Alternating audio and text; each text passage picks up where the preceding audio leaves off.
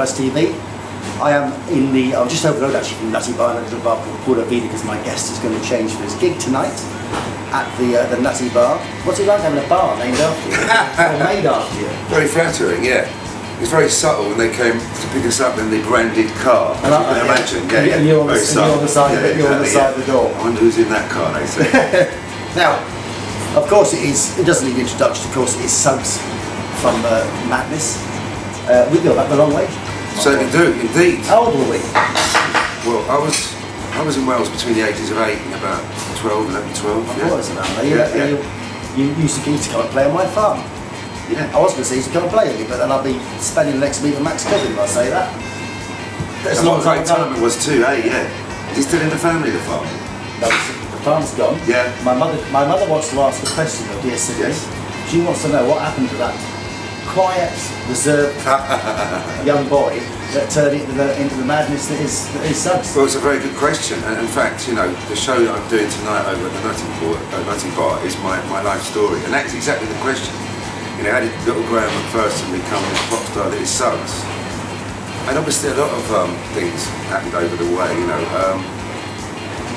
But yeah, you know, it was a very long, complicated story that I couldn't explain. And there's a big difference from where we were in rural West Wales. Yes, yes. Because I know you went to Task and Millboard. Yes, yes. Which is no longer there, by the way. I think they knocked it down. No, well, that was a bizarre thing that happened because they still had the 11 plus in Wales at that time. That's right, yeah. I failed. And I was one of the ones that passed. I couldn't believe it. You must have had the only pass. All the fun kids went down to the bottom, didn't they, to secondary modern, and we were literally at the top of their hill, like the old tops. I was at the top. I was at the top class, and all my mates were down in the E and F and right down the bottom. I never got a mix of them. Did you go to Houghton? No, I was in Fishguard. Yeah. I was up north.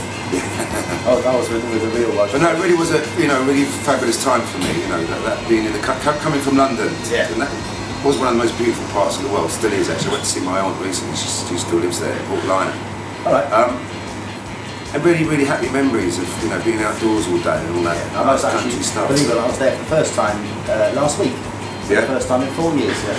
So that'd be on. So that'd be Mark. So at the countryside, froze. Of course, it was howling the gale. Typical Welsh summer. So, Dave, I've seen you now on radio, TV, stage. You're doing. It's not just Madness now. It's not just Suggs. I saw you doing a thing on hidden parts of London. Yeah.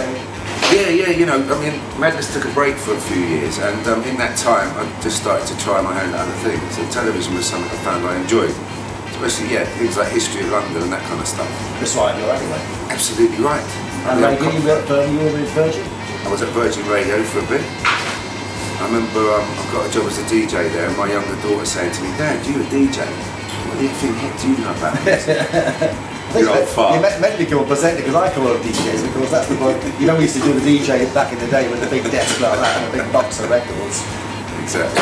So no, it's been, Madness is still my first love, and that keeps going, and we keep coming back to that, and that's still. It's still enormously successful. You just played in Gibraltar.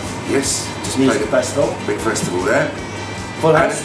Absolutely packed, 40,000-50,000 people, and then I thought I'd come and see my mates. Because Harry, as we used to call him, Wandsworth Harry, although his real name's Mark, don't you? He does confuse people, yeah. I know, so it's difficult. It's a bit like me being Suggs or Graham, But he's been asking me for some time to come and do the show, and as I was so close, I thought, well, let's, just get over there and do it, Just down the road, you've got a full house there tonight. Yeah, so it should be interesting, it's, very different. People don't know what to expect, because obviously it's not a Madness concert, it's not Madness Unplugged either. But you're going to talk about it. Telling stories about my life, and exactly what you said earlier, how did Graham McPherson become Suggs? And, we play a few songs along the way. My mate Dina plays the piano and the guitar. And it's, a nice little show, I think. How long is the set? It's quite long. It's about 50 minutes in the first half, then we have an interval, so people can have gin and tonic drop. Exactly right. Got to get it right. That's why God gave intervals in theatre, that's right. Absolutely. Because you're stuck there, aren't you? Yeah. Gordon's would be out of business if he wasn't for theatre intervals. Exactly. Also an opportunity to leave if you don't like it as well, isn't it? And how often do you play with how often does Madness actually get together now and play around? Well, this year we probably played about 25 times. Alright. Yeah, we did a lot of race courses and sports arenas this year, which were all very successful. And the live thing for us just seems to go from strength to strength. You know? The last time I saw you and spoke to you actually was the Bull Ring in Marbella, which is I think 2006 you played. Yeah. We both aged badly, so I'm sorry to say. And I think you were off to Japan or somewhere then. Yeah, I remember that night. Because fair enough, Mark, once of Larry, came on stage to introduce us in Spanish. That's the bullfighter. Well, unfortunately, the first 2/3 of the audience were British and all started booing at him. Yeah, exactly. Yeah, that poor little Mark. He does realise. It was his big moment. It wasn't his best choice actually. No. Especially not now. He wouldn't do it now. Well, funny enough, on that theme, Paloma Faith was on at the same festival as us in Gibraltar. She did the same thing. I'm half Spanish like you. You know, she. No, we're Gibraltar. They're not Spanish or British. They're either. No, exactly. They're gin boys. I'll drink to that anyway. Cheers, I'm mate. actually on the Fanta actually, but Me too. that's just a very large Coca-Cola. Yes. So, what's in the future for you then? Well, you know, keep going. I mean, we're in the process of trying to write a new album, which is sort of going along. Yeah. So yeah, you know, we just keep going, and we've got a lot of plans for next year. As I say, the last sort of 5 or 6 years have just got better and better for us. You know, the demand for the band. I mean, the other fact that's changed since we started is just so many festivals. You know, people like that Gibraltar weren't around when we were. And we've been all over Eastern Europe and Southern Mediterranean and everywhere now. Seems to have a festival. And that Jib Festival, I thought was a very brave shout. Yeah. For putting some big acts on. Yeah. Yourself, Kings of Leon, Caspian, and big names. It was a big show and it was really good fun. But yeah, as I say, they're all over Europe now, these festivals, and long may it continue. Now there must be a book in there somewhere. There is. Keep on asking me to write my book, and I'm going, no, it's not time yet. No. We are, of course, the same age, you know.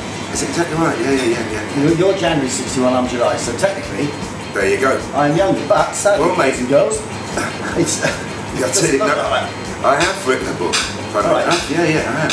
It's called That Close, and yeah, I mean, it's exactly that. It's my autobiography a couple of years ago. There'll be another one coming out. Listen, Katie Price can have 3 out, but that's 23 songs. The world's greatest. 5 more. The world's greatest selling author, Katie Price, yeah. Best selling author. Now, I'm going to let you go and get changed. Cheers, mate. I'll see you over the road. Yeah. And I will, once I finish this, I'll have a gin and tonic with you. Cheers, mate. You're a top man. Talk to you again. Mon plaisir. Cheers, mate. And that is a wrap. Bye. Say hello to Sydney by there. Sydney, bye. There you go, that's my mother pleased.